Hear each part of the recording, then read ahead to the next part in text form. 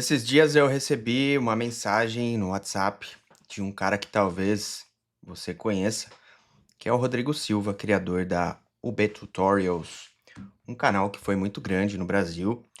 E um tempo atrás o Rodrigo saiu fora desse mercado, vazou e foi criar outros negócios, né? Criou outro canal, é, criou outros business aí e acho que tá indo bem nos seus outros business.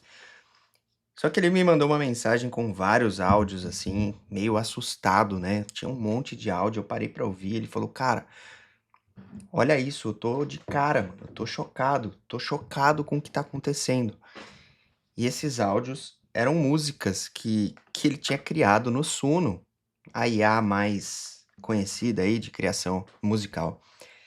E ele tava realmente assustado com o resultado daquelas tracks, porque eram tracks realmente não só com uma qualidade muito boa, mas também com ideias muito boas, com melodias muito boas e tracks que entenderam exatamente a mensagem que ele queria.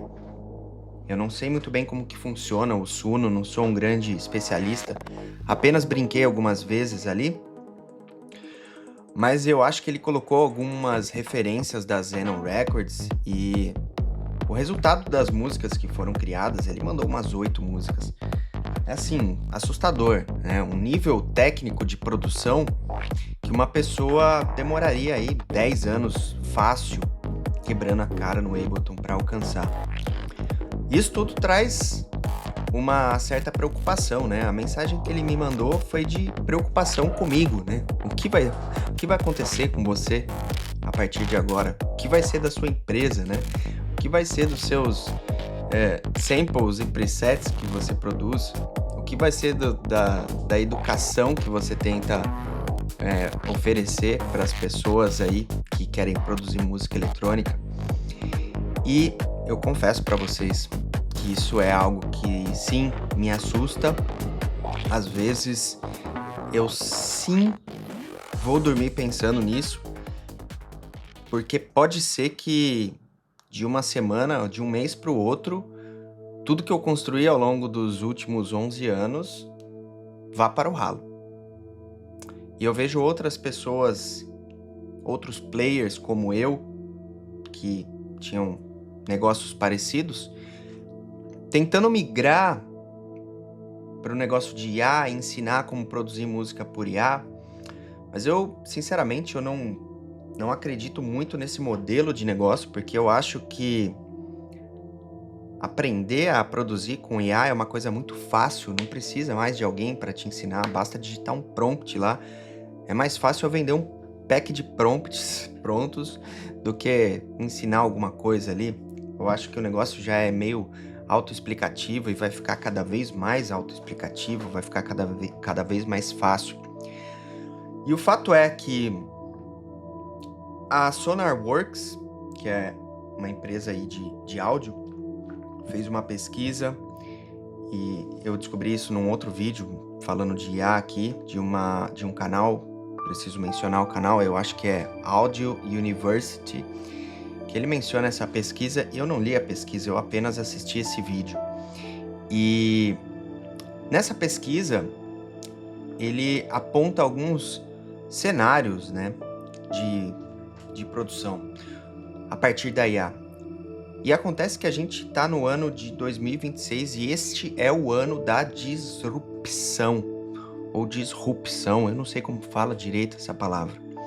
É o ano em que a IA vai tomar conta de tudo. De acordo com essa pesquisa, com esses dados, que são dados confiáveis, é quando a IA ela começa a ganhar força de verdade. Tá? Ela começa a substituir o produtor. Por quê? Porque o nível é muito bom.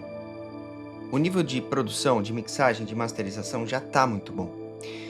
Com algumas ressalvas, eu acho que na música eletrônica, o nível técnico da música eletrônica é muito, muito alto. Mas está quase lá. Eu tentei, fiz alguns experimentos aqui, achei legal, ideias muito boas que ela gera ideias incríveis, mas ainda não tem aquele aspecto cristalino, aquela coisa que a gente busca na música eletrônica. Então eles apontam 4 cenários, né? O primeiro é o conteúdo gerado por humanos, que é o modelo tradicional, que é o produtor que vai lá, compõe, performa, grava, mixa, masteriza, ele faz tudo.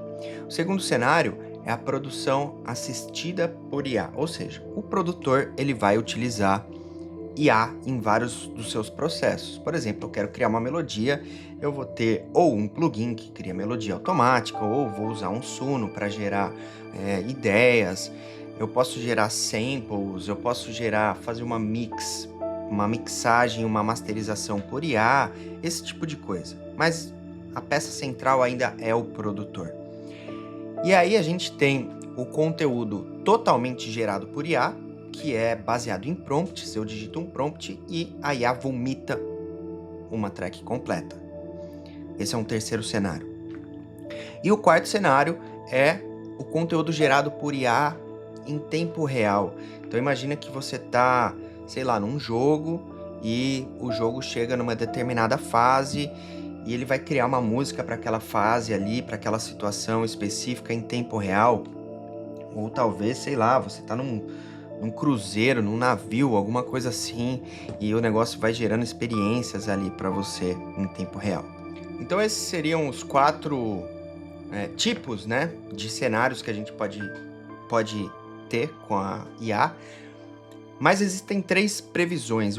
A primeira previsão seria uma disrupção lenta, que é, a gente já está vivendo isso, né, várias batalhas legais ali, a Audio caiu recentemente, não é que caiu, né, mas as labels, as grandes labels como Universal, sei lá quais outras, entraram com processos lá e impediram que a Audio liberasse o download das músicas. Aí, pô, a Suno já tem mais grana, então tá rolando meio que uma parceria. Então, quanto tá nesse embate jurídico, pode ser que a coisa se arraste um pouco mais, essa disrupção seja um pouco mais lenta.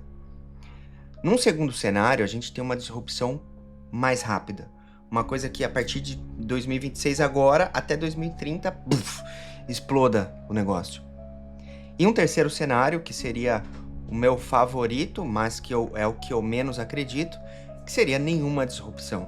Ou seja, leis ferozes vão barrar o negócio, ou as pessoas não vão aceitar, não vão gostar, as pessoas não vão querer música feita por IA porque é muito artificial, não sei o que tem.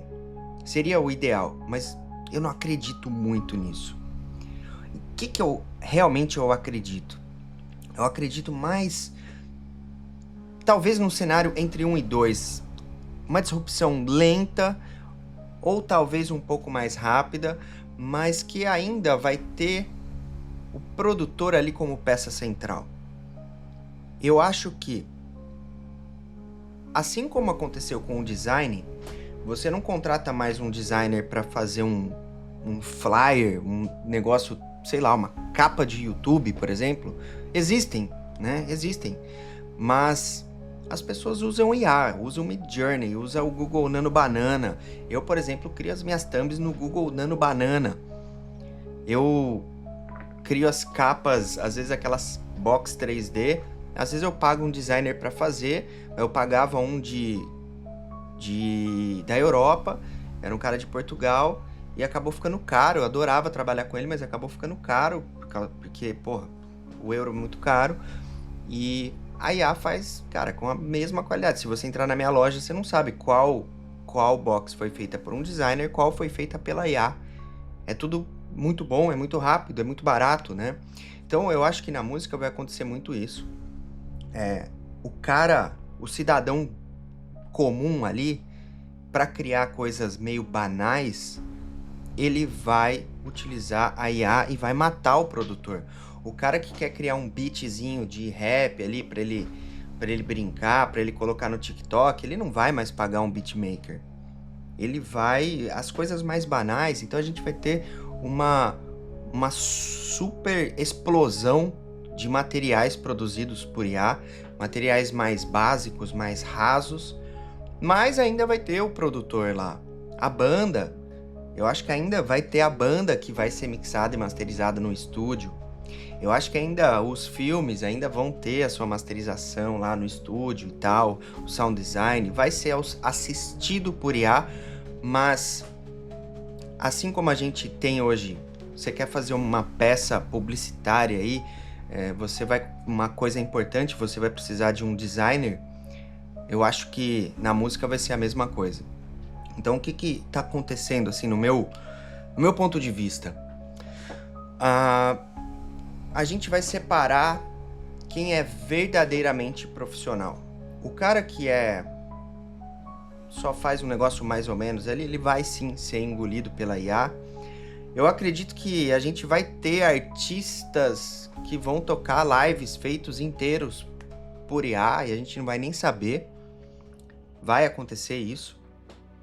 A pergunta é, será que o público vai gostar? E a resposta que eu acredito é, vai.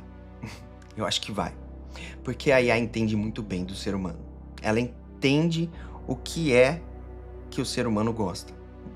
Ela pega aquilo que já existe e mistura e tudo mais. Então isso traz mais aflição ainda.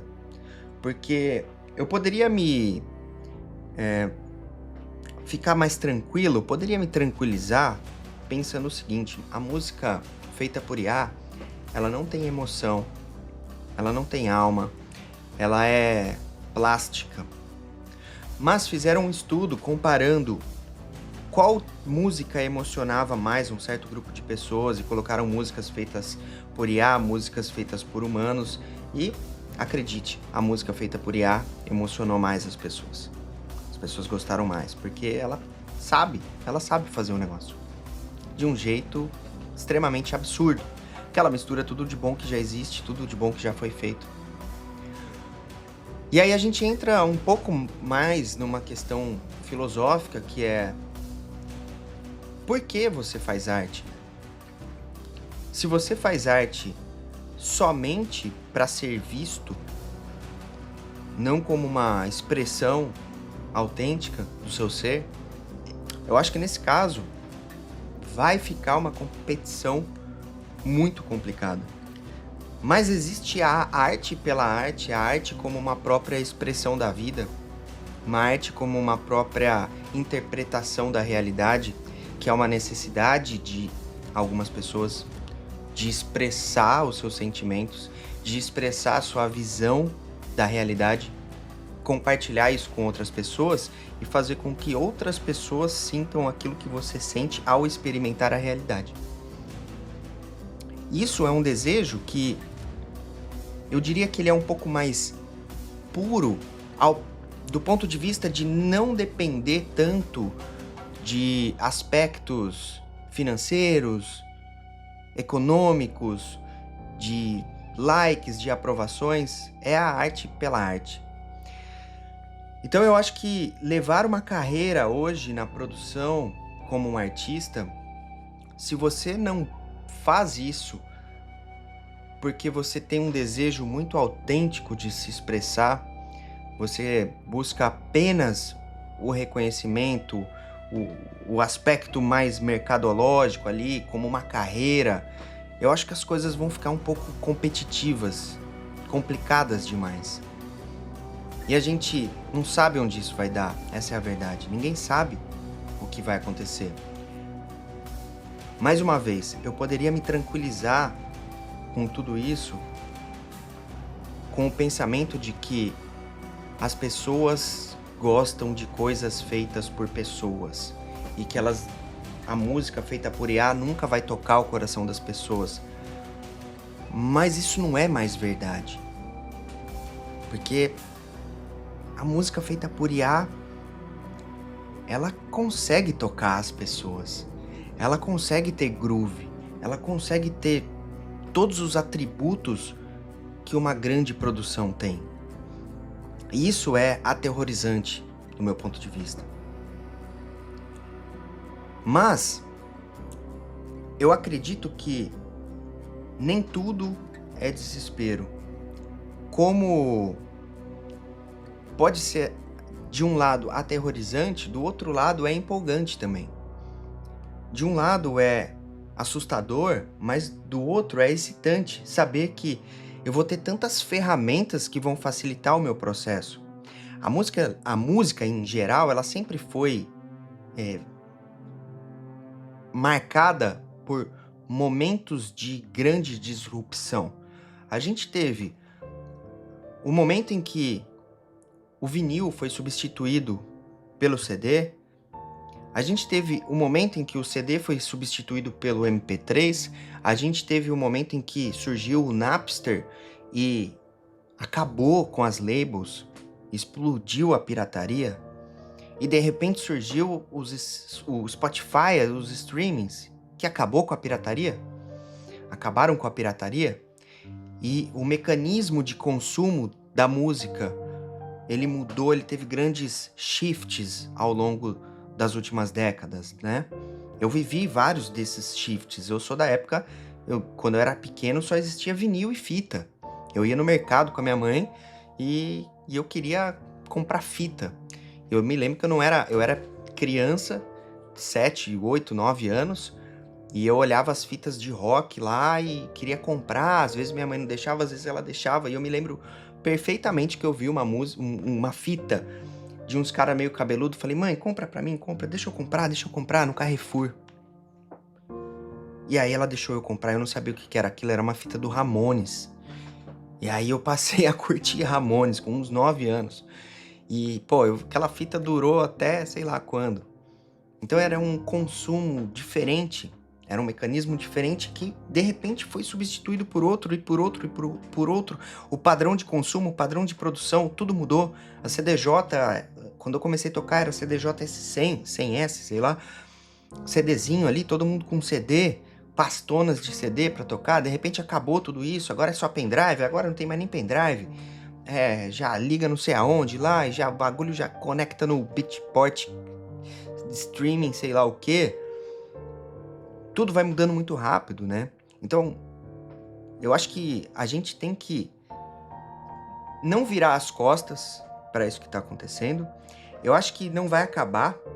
Assim, eu acredito que a IA não vai acabar com a produção, senão as empresas estariam já perdendo lucro, perdendo papel market share,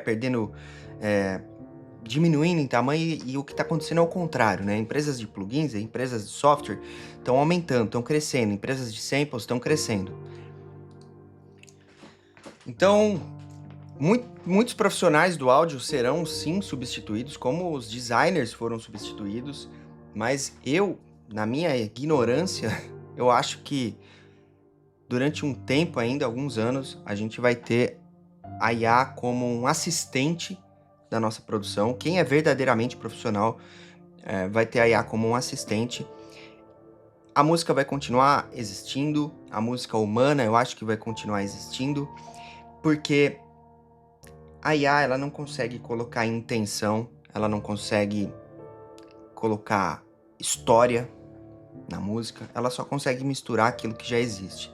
Ela não consegue criar algo que nunca existiu, né? Ela simplesmente interpreta dados. E, entretanto, criar música com intenção, com história, com personalidade, com autenticidade, também não é a garantia que vai dar certo. Porque a gente não sabe qual será a reação das pessoas. Mas desde o começo, para mim, sempre foi o único caminho. Produzir com autenticidade, com verdade, com história, demonstrando aquilo que você interpreta da realidade, né? A sua interpretação da realidade, porque cada um tem uma. E no fundo, filosoficamente, a arte é isso, é uma interpretação da realidade. A arte imita a vida ou a vida imita a arte. A gente tem várias abordagens filosóficas para a arte, e eu acho que mergulhar um pouco na filosofia traz um pouco de conforto. e existem várias vertentes filosóficas que tratam desse tema, mas uma delas é interessante, que diz que a arte, ela não serve para muita coisa. A arte é simplesmente arte. Outra corrente, como eu já mencionei, diz que a arte é a própria interpretação da realidade.